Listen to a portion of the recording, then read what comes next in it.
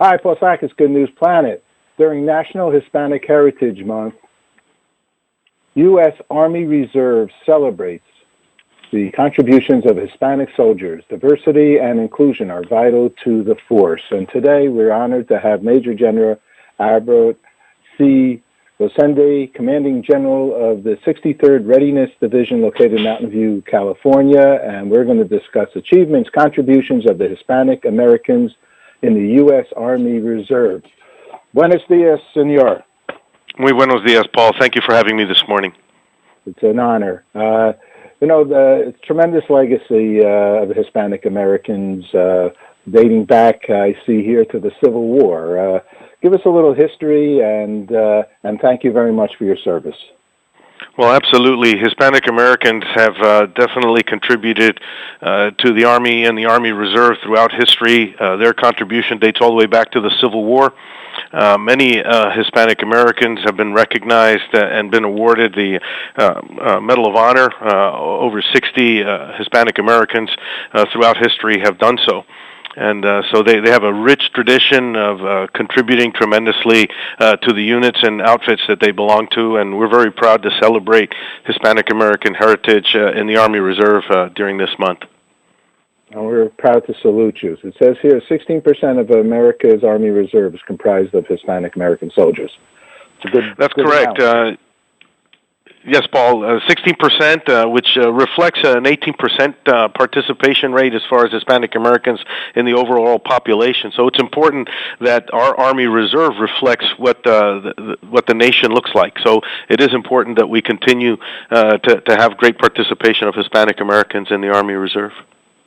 And the Spanish Hispanic Americans, they're from the ancestries are from around the world, right?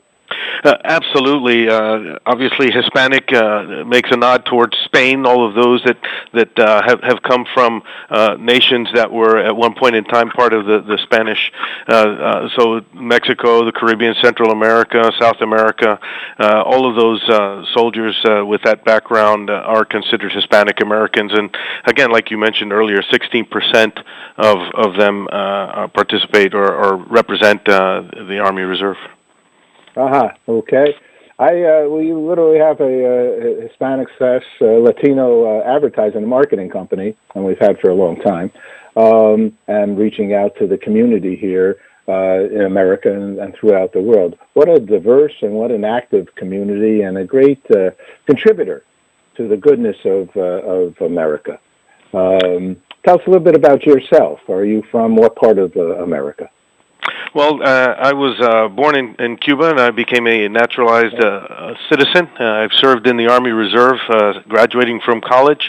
I grew up in the Northeast, and then basically settled in southern Florida, and that's where I began my Army career, coming out of ROTC after graduating from college. And I've served in the Army now a little over 37 years. And it's been a great ride, and it's contributed tremendously to my life. As an Army Reserve soldier, I carried on a civilian career at the same time, being a traditional Army Reserve soldier.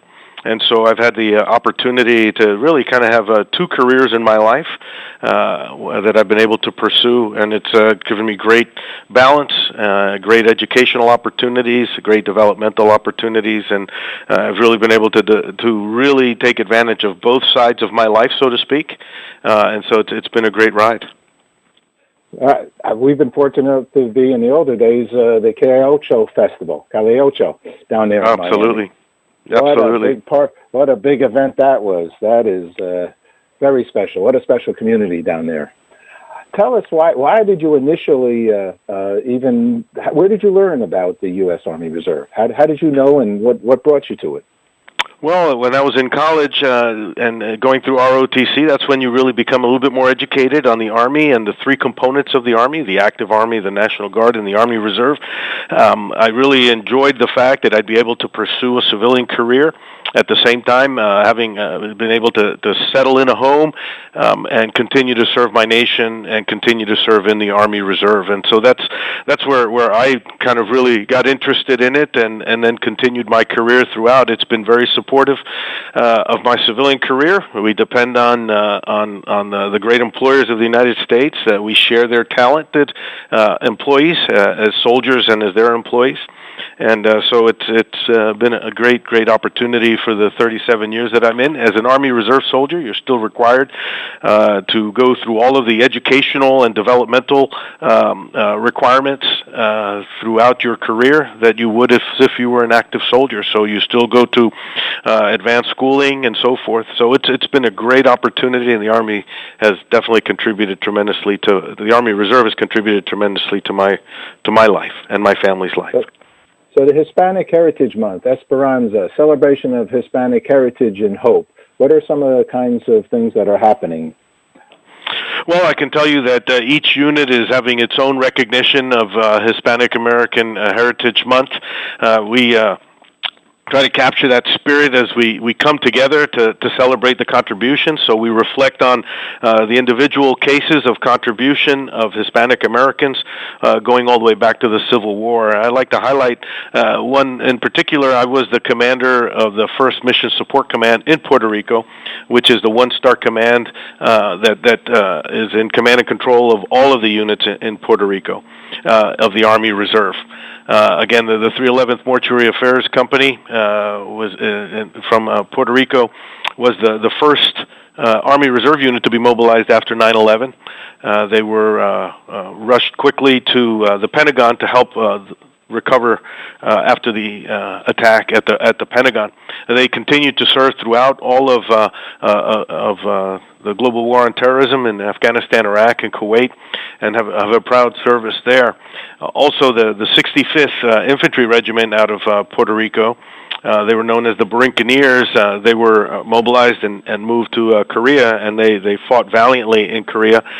They received the Gold Medal of Freedom from during President Obama's era in recognition of their service there in 50 to 52, and they were also credited with the last battalion-sized bayonet charge. So they demonstrated great courage and resiliency through tremendously difficult times and weather to fight and succeed in Korea. So we try to reflect on that type of history and recognition of their contribution to the Army Reserve.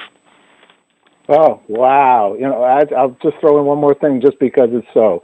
We did a major project for the U.S. Postal Service. They were writing letters from kids in Puerto Rico to the kids in Spanish Harlem up here in New York. Letters of future generation.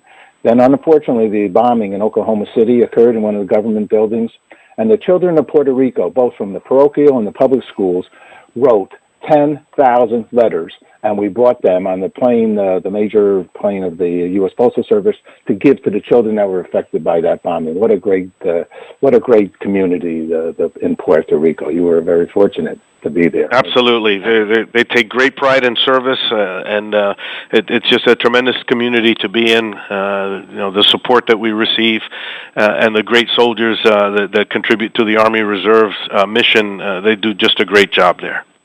Is there a website that everybody can go to that you would say? I'm sorry, a website? Yes, sir. Yes, sir, absolutely. Anyone who wants to be interested in finding out more about the Army Reserve and the 150-plus job specialties that they can perform in the Army Reserve can go to www.usar.army.mil to learn more about the Army Reserve and what future they could have there. Over. Major General, we salute you. Thank you so much. Thanks again, Paul.